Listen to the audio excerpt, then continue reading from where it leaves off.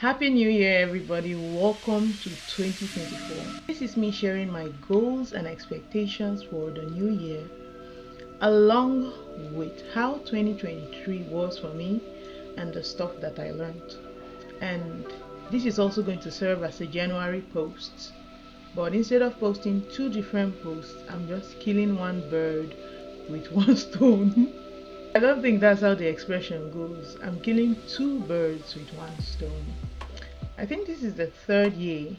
I started doing these little vlogs in 2021 and I was watching it. I went back to watch it and the audio quality and the video quality was terrible. At that time, I didn't have a good phone. Not that I have a good phone now, but at least this one isn't that awful. And I was using the webcam of my dying laptop. I think that's indicative of everything that has been going on with my life, and even with this thing that I do, that over the years as I watch this video, not even necessarily for you guys but for myself, I can see how I grow as a person and as a content creator. I don't plan to make this post very long. I spent almost 3 days writing the blog post for 2024 and I've gone into all the details, all my thoughts and everything. I put it in there, so I will leave the link in the description as usual. You can go and read through it to get the meat of everything that happened in 2023 and the precise goals I have for the new year. But I'm just going to skim over it in this video and share my thoughts about the previous year. So I won't say it again. She said before she says it again, but 2023 was hard. It was a difficult year, one of the most difficult years in my life, and it's no surprise that even in this difficult year, that's when I saw the most growth as a person, as a creative, as a Christian, in relationships and in so many different ways. As I said before, I've gone into all that detail in my blog post, but isn't it interesting how the negative situations build us up more? Like, I know it's a cliche thing, but they say what doesn't kill you makes you stronger, and I've seen it so well in my life in 2023 that there were impossibly difficult situations, like so heavy that I felt like, how can I actually move through it? And I saw myself moving through it, and it only showed that I could not have done it on my own, and it just had to be God. Like, it just had to be God. And one thing I talked about is that in 2023 I was in a position where I just have to lean on God. Like, it's not a matter of choice anymore, but it's a matter of necessity. Because if I do not lean on Him, like if I do not clutch onto Him with both hands and both legs, like I'm flying off and I don't know where I'm landing. So that's all I will say about 2023. In my blog post, I said that the verse that really summarized 2023 for me was, can I remember it? I've been training my memory when it comes to memory verses, but let me see. 2 Corinthians chapter 4 verse. I tried, but I'll put it there. Post editing and get to it.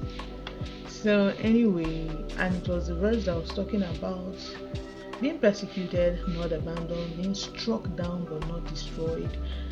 And I remember reading Genesis. I talked about it in another post last year, but where Joseph said, "Hey, chill my bros." He didn't say it that way, but I'm going to say it that way. He said, "Chill my bros, I got this. You don't need to be afraid that I am going to revenge or avenge you for the ill you did to me. But see, what you gotta know is that what the enemy meant for evil, God turned it around for good, man. Like, don't fret." And it's just so wholesome to understand that God can do that in our lives, that it doesn't even matter what the enemy brings our way to try to break us. Like once we're holding on to God, He can transform that for good.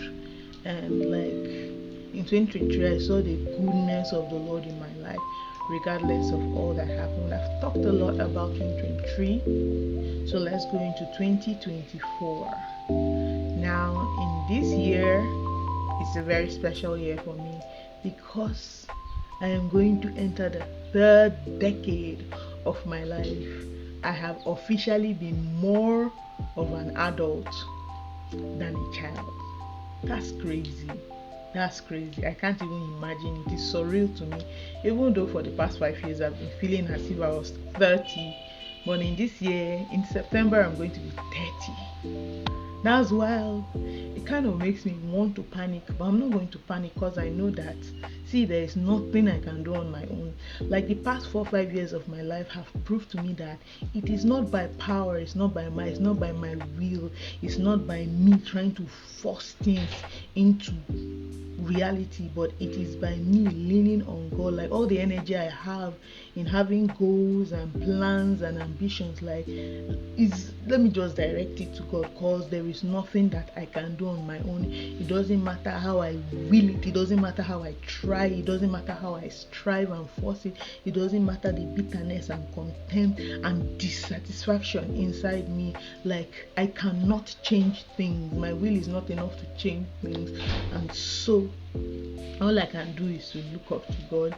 And when I say goals for 2024, I have that understanding in my mind that I cannot make it happen by my own power.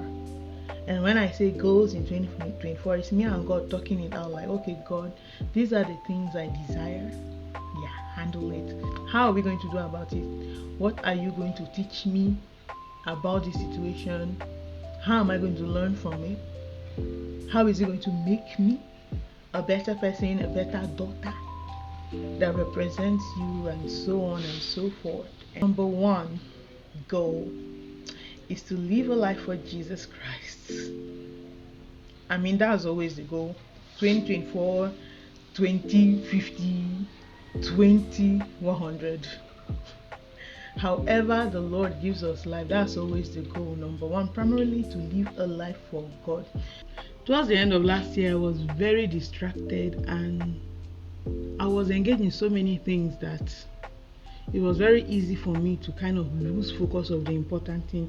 And that's why I have to say it this year, and I'm trying unconsciously and asking God to help me that in everything, like He has been doing for the past 4-5 years of my life, I want to make Him number one.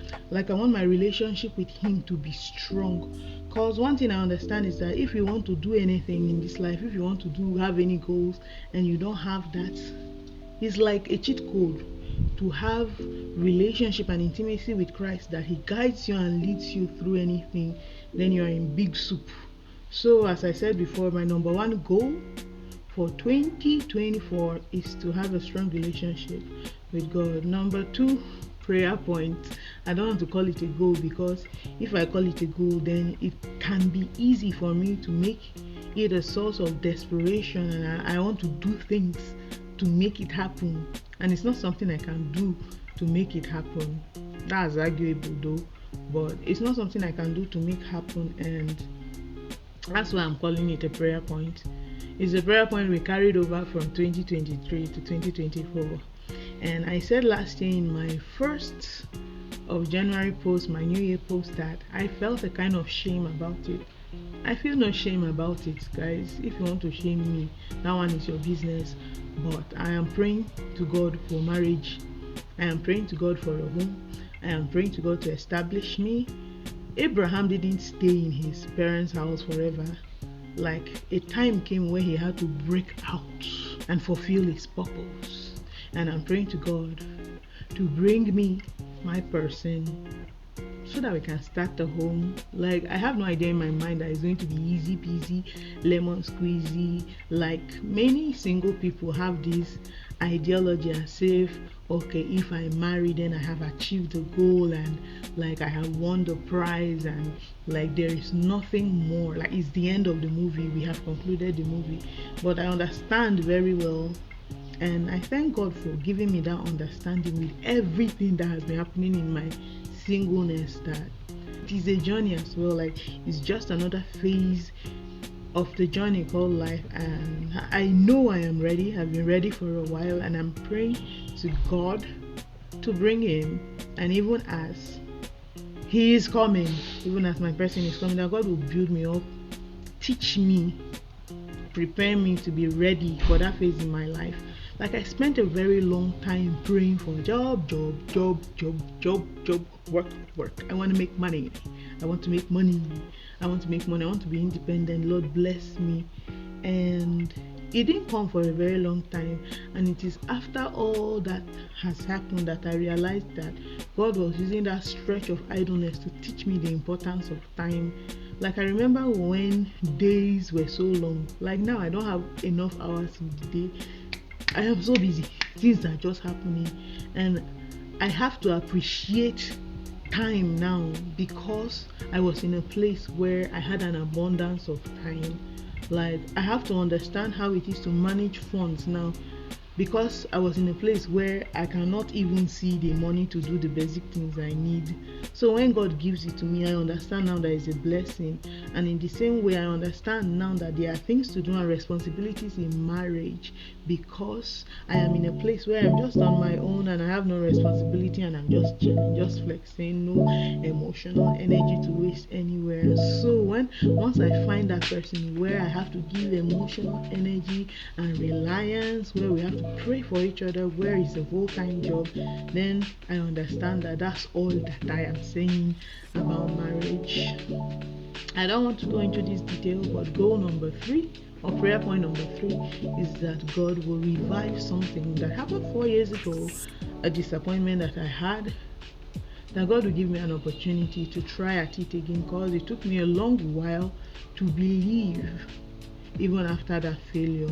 But I feel as if I've healed enough to try again. So even without saying what that thing is, that is number 3. And there are so many other goals. If you read my blog post again, you will see that I want to publish this year a quest for Zelem. This is your year. I'm going to hold a paperback book of my book. I'm going to hold it. Look at it. This is me moving by faith. I'll sit down here and I'll show you, oh my God, look, it's a quest for Zelem. It's finally in my hands. And that's my prayer point number 4. And there are many other prayer points, but everything that I am saying is to say that what I said in the beginning, nothing can happen without God. And that's why it's important for me to have a very tight relationship with God. Like, there is always room to grow. The devotional that we've been reading this month, for the past how many years of my life, it's called Every Day with Jesus. I've been reading it since I was a child, and I realized that it's always fitting in with where I am in my life. Like, it's always to the point. Like, with everything that happened in July, every single month and every single new edition that we bought talked about, like, having hope in dark places, finding treasures in dark places. Now we're starting a new year, and it's talking about growing in the spirit and journeying. And this is a devotion that was written by a man that died in 2006, and it is still having impact today. And it's just funny how God can use those things to just touch that exact thing in your life. I find it very interesting, because I'm in a point where I want to go deeper and I want to grow in the faith. Like, I don't want to feel comfortable and be like, oh, God has taken me so far, which is true. God has taken me so far, but I don't want to be in a place that I recognize that and I'm just comfortable. No, I don't want to be stuck there. I want to grow and I want to go more, because I know that there is room for more. Sometimes when I feel so comfortable, God will show me, and there's room for you to grow more. You are not perfect yet. Calm down, humble yourself before the Lord, and let Him cause you to grow. So as I said before, that's my biggest goal for 2024, that He will cause me to grow, that even through this channel I will share all the things I learned, and we'll carry on with His grace, like His grace over our lives. So that is all for this post. Thank you so much for those who have been watching. 2023 I crossed 100 subscribers. Like, that's wild, that's crazy. So for those who have been watching, thank you. So this is me signing out. Bye.